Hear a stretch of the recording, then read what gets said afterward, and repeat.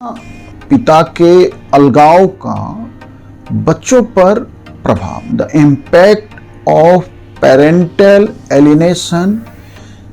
In India. क्योंकि हम भारत के संदर्भ में इस वीडियो में बात करना चाहते हैं कि माँ पिता या हस्बैंड वाइफ जब अलग हो रहे हैं और वह प्रतिशत लगातार हमारे देश में बढ़ रही है, वो क्यों बढ़ रही है उस पर मेरा अलग से वीडियो ऑलरेडी यूट्यूब चैनल पे अवेलेबल है। हम इसमें यह बात करना चाहते हैं कि माँ और पिता के अलगाव का बच्चों पर क्या प्रभाव आ रहा है। तो बच्चे मानसिक रूप से, जो बच्चों का मेंटल हेल्थ है, जो मानसिक स्वास्थ्य है,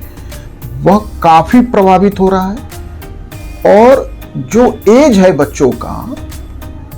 भावनात्मक संबंधों के साथ जुड़ने का, माँ पिता के साथ, परिवार के अन्य लोगों के साथ, समाज के साथ, रिश्ते नातों के साथ, उस समय बच्चे माँ और पिता का टकराव, माँ और पिता के बीच द्वंद्व, माँ और पिता के बीच करवाहट, कटुता देखते हैं। क्योंकि हमारे देश में डाइवोर्स से पहले कटुता और करवाहट का एक लंबा दौर चलता है और फिर उस कटुता और करवाहट के बाद दोनों में से कोई एक पहल करते हैं डाइवोर्स का, या दोनों पहल करते हैं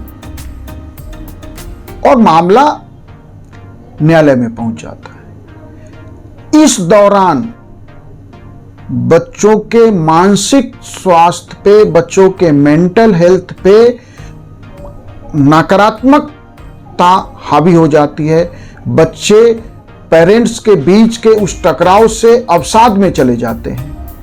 या पूरे जीवन के लिए कोई मानसिक ग्रंथि, कोई मानसिक गांठ ले लेते हैं। चिंता, तनाव भी बच्चों में आ जाता है। और इसका कई और भी रीजन है कि जो PAS है, पेरेंटल एलिनेशन सिंड्रोम, उसमें क्या हो रहा है कि माँ और पिता उस टकराव और उस झगड़े में बच्चों को भी एक पक्ष में चाहते हैं। माँ चाहते हैं कि बच्चे उनके साथ हों, पिता चाहता है कि तुम्हारी माँ देखो कैसी है, और इसके कारण दोनों एक दूसरे के प्रति बच्चों में नकारात्मकता और भरते रहते हैं। वही समझ ही नहीं पाते उस आपसी टकराव और झगड़े में कि हम उस बच्चे को मानसिक रूप से बीमार कर रहे हैं। उसका पूरा जीवन किसी कॉम्प्लेक्स, किसी खास ग्रंथि के साथ बीतेगा। किसी एक को वह गलत मान लेता है, और यदि उसने मां को गलत मान लिया तो पूरे जीवन महिलाओं को लेकर उसकी धारणा डिफरेंट हो जाएगी। यदि पिता को गलत मान लिया, और स्पेशली गर्ल चाइल्ड है और पिता को गलत मान लिया, तो मेल को लेके पूरे जीवन वह एक खास तरह के सोच में रहेगी और एक खास तरह का डर, अवसाद, या उसको लेके एक अलग तरह का माइंडसेट बन जाता है। यह जो है, इसको समझ नहीं पा रहे हैं ना परिवार, ना समाज, और आपसी टकराव में, आपसी कटुता में, अलग होने से पहले, अलगाव से पहले हम एक बच्चे को, देश के भविष्य को मानसिक रूप से बीमार कर रहे हैं। इसीलिए सुप्रीम कोर्ट ने विवेक सिंह वर्सेज रोमानी सिंह के केस में 2017 में सुप्रीम कोर्ट ने यह स्पष्ट रूप से कहा था कि पेरेंटल एलिनेशन सिंड्रोम की अवधारणा को सुप्रीम कोर्ट ने समझते हुए ही यह कहा, यह फैसला दिया कि बच्चों को माँ और पिता दोनों के साथ संबंध बनाए रखने का अधिकार है। क्योंकि एक स्टडी बताती है कि सिर्फ 25% केस में पिता वैवाहिक विवाद या तलाक के बाद बच्चों से मिल पाते हैं। क्यों? क्योंकि हमारे देश में बच्चों की कस्टडी, क्योंकि ज्यादातर जब अलगाव है वो उस समय बच्चे छोटे होते हैं, तो बच्चों की कस्टडी मां को मिलती है और मां हर संभव कोशिश करती है कि बच्चों के अंदर, मैं ये नहीं कह रहा हूं कि सारी मां ऐसी कोशिश करती है, लेकिन बहुत सारे महिलाएं अपने पार्टनर को लेके इतनी नकारात्मक हो जाती है, उसको लेके इतनी नफरत उसके अंदर होता है या मन में इतनी नेगेटिविटी होती है कि उसे लगता है कि मैं तो अपने बच्चे पर इसके पिता का साया भी नहीं पड़ने दूंगी। और जहां मामले न्यायालय में जाते हैं, पिता बच्चों से मिलने के अधिकार को लेके कोर्ट में जाते हैं, उसके बाद भी स्टडी बता रही है कि सिर्फ 25% केस में ही पिता बच्चों से मिल पा रहे हैं। तो हम रिश्तों के इस टकराव में देश के भविष्य, देश के बच्चों को मानसिक रूप से बीमार कर रहे हैं, अवसादग्रस्त कर रहे हैं, उनके अंदर अस्थाई चिंता आ जाती है। यदि एक बच्चे ने बचपना में ही यदि वह चिंता के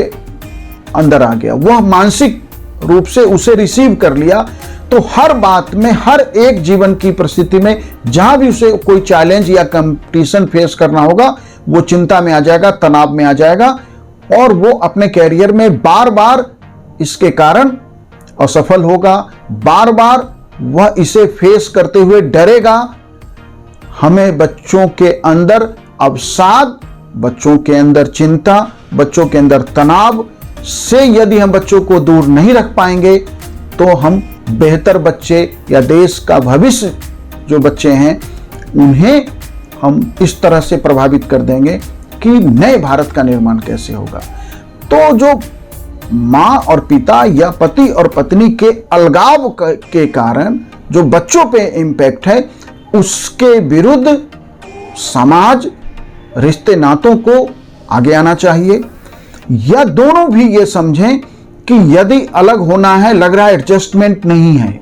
लग रहा है कि दोनों के बीच प्रॉपर कनेक्ट नहीं है, दोनों एक दूसरे के साथ नहीं रह सकते हैं किसी भी कारण से, एक की आदतों से, व्यवहार से, या वो केयरिंग नहीं है या एक्स्ट्रा मटेरियल, वो कारण अलग अलग हो सकते हैं, उस पर अलग वीडियो में मैंने बात किया है। तो जो भी कारण से ऐसा लगता हो, लेकिन वह बच्चा आपका है, दोनों को ही समझना होगा कि वो आपका ही बच्चा है, जिसके लिए आपने रातों की नींद खराब की है, जिसके लिए आपने पेन लिया है, जिसके लिए आपने सपने देखे हैं। उन बच्चों को अवसाद से बचाइए, उन बच्चों को चिंता से बचाइए, उन बच्चों को तनाव से बचाइए। यदि अलग होना ही है तो शांतिपूर्ण तरीके से पीसफुली अलग हो जाइए, बैठ के बात कीजिए और यह ध्यान रखिए कि यदि अलग भी हो रहे हैं, बच्चे माँ के साथ जा रहे हैं, तो माँ को यह ध्यान रखना होगा कि उसे पिता से मिलने दें। पिता की स्पेस को माँ कभी पूरा नहीं कर सकती। माँ बहुत अच्छी होती है, माँ बहुत केयर करती है, लेकिन फिर भी उसे पिता से मिलने दे। यदि बच्चा किसी कारण से पिता के कस्टडी में जा रहा है तो वह बच्चा अपनी माँ से लगातार मिल सके, यह ध्यान रखना होगा। बच्चों को अवसाद से बचाना है, उसे चिंता से बचाना है, उसे तनाव से बचाना है। तो थैंक यू।